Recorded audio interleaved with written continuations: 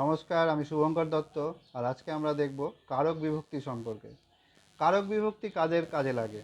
অষ্টম শ্রেণী এবং মোস্ট ইম্পর্ট্যান্টলি মাধ্যমিক, কিছু ক্ষেত্রে এইচএস এবং আমাদের ইউনিভার্সিটির যে কোর্সগুলো হয় তাতেও কিছু কিছু ক্ষেত্রে কাজে লাগে, এবং কোনো কোনো প্রতিযোগিতামূলক পরীক্ষার ক্ষেত্রেও কারক বিভক্তির জ্ঞান দরকার হয়। তো আমরা এই ভিডিওতে কারক বিভক্তি সম্পর্কে ডিটেলসে দেখব। চলুন স্ক্রিনে যাই।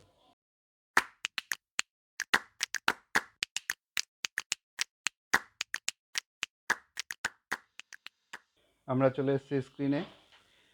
এবার আমরা দেখব যে কর্তার বিভিন্ন শ্রেণীভাগগুলো কি কি। আমরা পরীক্ষাতে যখন প্রশ্ন আসবে, মাধ্যমিকে যেরকম প্রশ্ন হয়, একটা সেন্টেন্স দেওয়া হয়, তলে একটা দাগ দেওয়া হয় যে এটা কোন কোন কোন কারকের অংশ আর কি। তো এই চিনতে যাতে অসুবিধা না হয় যে এটা কারক কোনটা, সেই জন্য আমাকে ছটা ভাগ যে আছে এই ছটা ভাগকে ভালো করে বুঝতে হবে। তো প্রথমে আমরা দেখব যে প্রথমে হচ্ছে আমাদের আছে কর্তা, কর্তা বা কর্ত্রী।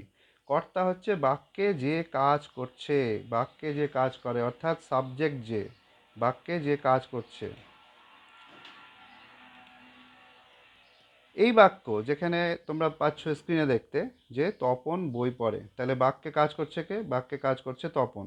আমি ভাত খাই, তাহলে খাচ্ছে কে? আমি। রাম বনে যায়, তাহলে বনে যাচ্ছে কে? রাম।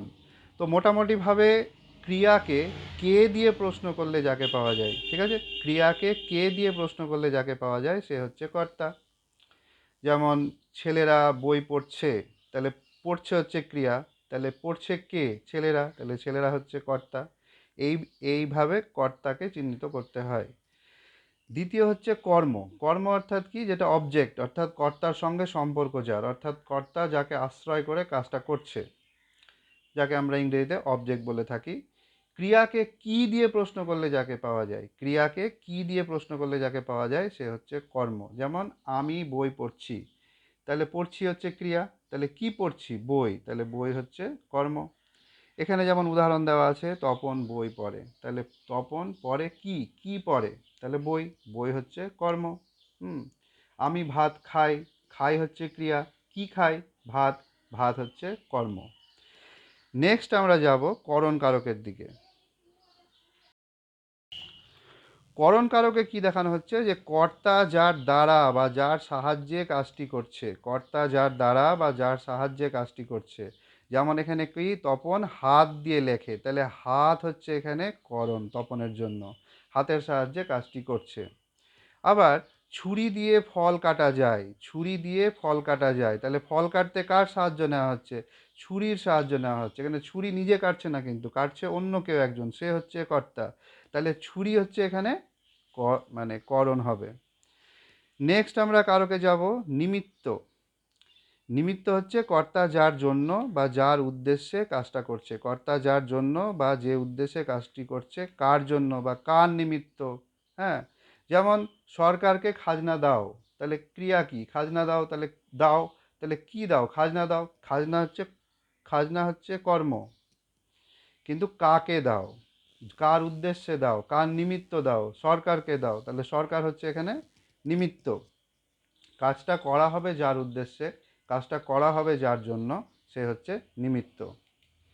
নেক্সট আমরা দেখব অপাদান। অপাদান আর অধিকরণ, এই দুটো বিষয়কে খুব ভালো করে বুঝতে হয়, কেন এই দুটো বিষয়ের মধ্যে একটু কনফিউশন তৈরি হয়।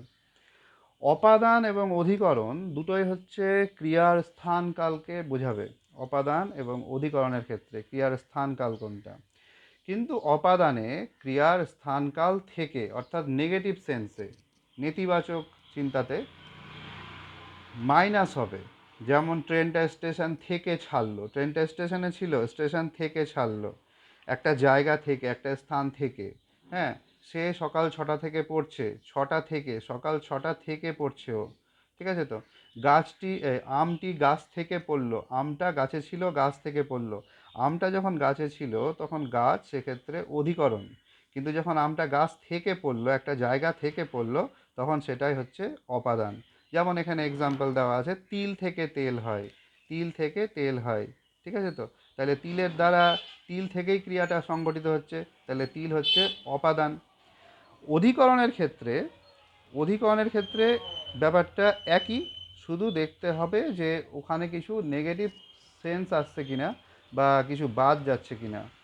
শুধু স্থানকাল থাকলে অধিকরণ হচ্ছে, আর স্থানকাল থেকে যদি হয় তাহলে অপাদান হচ্ছে। যেমন এখানে থাকে বনে থাকে বাঘ, তাহলে বাঘ কোথায় থাকে? একটা জায়গা, বন, বন হচ্ছে অধিকরণ হবে। বাঘটাকে, বনকে কেন্দ্র করে ক্রিয়াটা, মানে ক্রিয়াটা কোথায় হচ্ছে, ক্রিয়াটা কোথায় হচ্ছে, বাঘ কোথায় থাকে? বাঘ থাকে বনে। সকালে বৃষ্টি হয়েছে, কখন বৃষ্টি হয়েছে, ক্রিয়াটা কখন বা কোথায় সংঘটিত হয়েছে? সকালে, তাহলে সকালে হচ্ছে অধিকরণ হবে। ঠিক আছে তো? প্রত্যেকটা কারককে আমরা খুব সহজভাবে দেখে নিই একবার। প্রথমে হচ্ছে কর্তা। কর্তা হচ্ছে বাক্যে কাজ করে যে, অর্থাৎ ক্রিয়া সম্পাদন করে যে। আমি ভাত খাই, তাহলে কে খাচ্ছে? আমি খাচ্ছি, তাহলে আমি হচ্ছে কর্তা। কর্তার পরে হচ্ছে কর্ম। কর্ম হচ্ছে অবজেক্ট, অর্থাৎ কর্তা যাকে আশ্রয় করে কাজ করছে, কর্তা কোন কাজ করছে বা ক্রিয়াকে কি দিয়ে প্রশ্ন করলে যাকে পাওয়া যায়, সে হচ্ছে কর্ম। কর্মের পর আসছি করণ কারকে। করণ কারক কি? করণ কারক হচ্ছে কর্তা যার সাহায্যে কাজটি করছে। যেমন এখানে এক্সাম্পল দেওয়া আছে কি, তপন হাত দিয়ে লেখে, তাহলে তপন কার সাহায্য নিচ্ছে লেখবার সময়? হাতের সাহায্য নিচ্ছে, তাহলে এখানে হাত হচ্ছে মানে করণ। আচ্ছা, যেমন ছুরি দিয়ে ফল কাটা যায়, যে কি দিয়ে ফল কাটতে কার সাহায্য নেওয়া হচ্ছে? ছুরির সাহায্য নেওয়া হচ্ছে, তাহলে ছুরি হচ্ছে করণ কারক এখানে। এবার হচ্ছে নিমিত্ত। নিমিত্ত হচ্ছে কর্তা কার জন্য বা কি উদ্দেশ্যে, কার নিমিত্ত কাজটি করছে। তাহলে যেমন এখানে এক্সাম্পল দেওয়া আছে, সরকারকে খাজনা দাও। সরকারকে খাজনা দাও, তো খাজনা দাও কাকে, কার উদ্দেশ্যে, কার নিমিত্ত? সরকারকে, তাহলে সরকার হচ্ছে এখানে নিমিত্ত। ছেলেটি সফল হওয়ার তাগিদে দিনরাত পরিশ্রম করছে। ঠিক আছে তো? তাহলে ছেলেটি কেন পরিশ্রম করছে? সফল হওয়ার জন্য, তাহলে সফলতার উদ্দেশ্যে, তাহলে এখানে সফল হচ্ছে নিমিত্ত, সফলতার জন্য। আচ্ছা, এবার অপাদান আর অধিকরণের যে ফ্যাক্টরটা আছে সেটা অনেকটা একই। অপাদান অধিকরণ দুটো স্থানকাল, শুধু খেয়াল রাখতে হবে যে অপাদানে একটা নেগেটিভ সেন্স থাকবে, অর্থাৎ স্থানকাল থেকে। স্থানকাল থেকে।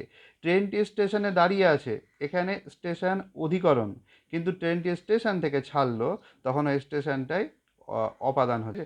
তাইলে এইভাবে মনে রাখতে পারলে আমাদের ক্লাস 7, ক্লাস 8, মাধ্যমিক, কিছু ক্ষেত্রে এইচএস এবং তার পরবর্তীকালে যে আমাদের বিশ্ববিদ্যালয়ের যে কোর্সগুলো হয়, তাতে বহু ক্ষেত্রে কারকের জ্ঞান দরকার হয়, এবং কিছু কিছু প্রতিযোগিতামূলক ক্ষেত্রেও কারকের জ্ঞান দরকার হয়।